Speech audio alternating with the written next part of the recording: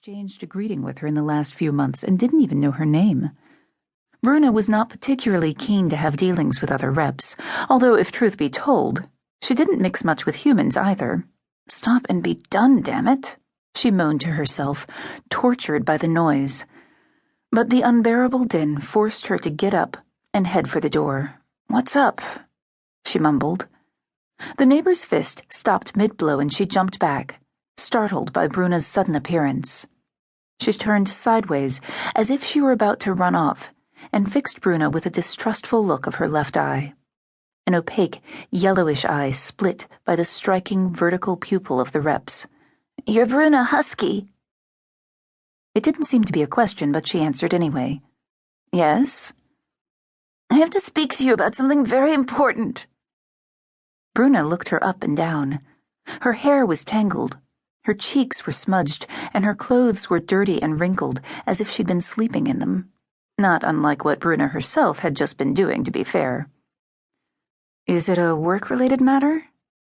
The question seemed to throw the woman off balance momentarily, but then she nodded her head in agreement and smiled. A half-smile in profile. "Yes, that's it. Work-related." There was something disturbing, something not quite right, about this slovenly, trembling rep. Bruna weighed up the possibility of telling her to come back another day, but her hangover was killing her, and she sensed that turning away a person so clearly full of nervous tension would prove much more difficult and more tiring than listening to her. So she stepped back and let her in. "Come in." The android obeyed. She walked with short little hops, as if the floor were burning hot. Bruna shut the door and headed toward the kitchen area. She felt dehydrated and urgently in need of a drink. "I've got purified water. Do you want to—" She didn't finish the sentence because she somehow sensed what was about to happen.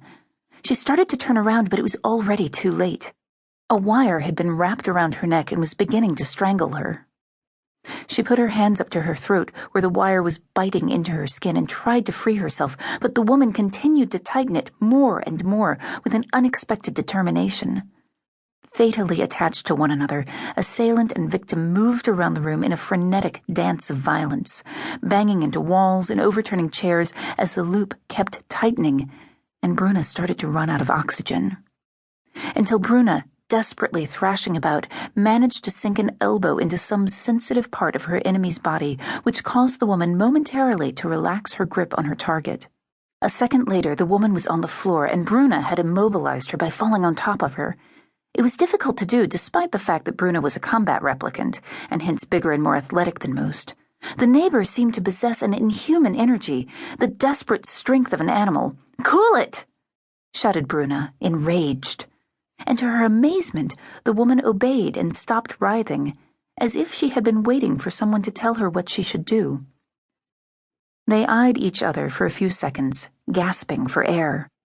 "Why did you do this to me?" asked Bruna. "Why did you do this to me?" babbled the android. There was a deluded and feverish look in her cat-like eyes. "What have you taken? You're high." "You people drugged me. You poisoned me," moaned the woman, and she started to cry with profound despair. "We people? Who are we?" "You techno-humans. Reps. You kidnapped me. You infected me. You implanted your filthy things to turn me into one of you. Why have you done this to me? What had I ever done to you?" Her moans had been increasing in volume, and now she was shrieking like a woman possessed. "The neighbors are bound to complain again," thought Bruna, irritated. She frowned with annoyance. "What's behind all this idiocy? Are you mad or just pretending to be? You're a replicant too. Look in the mirror. Check out your eyes. You're a techno-human like me, and you've just tried to strangle me."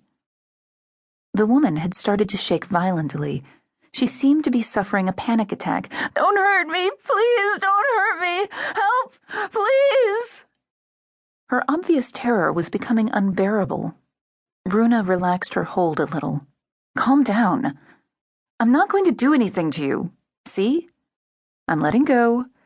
If you stay calm and still, I'll release you." She let go of the woman little by little, as cautiously as she would a snake,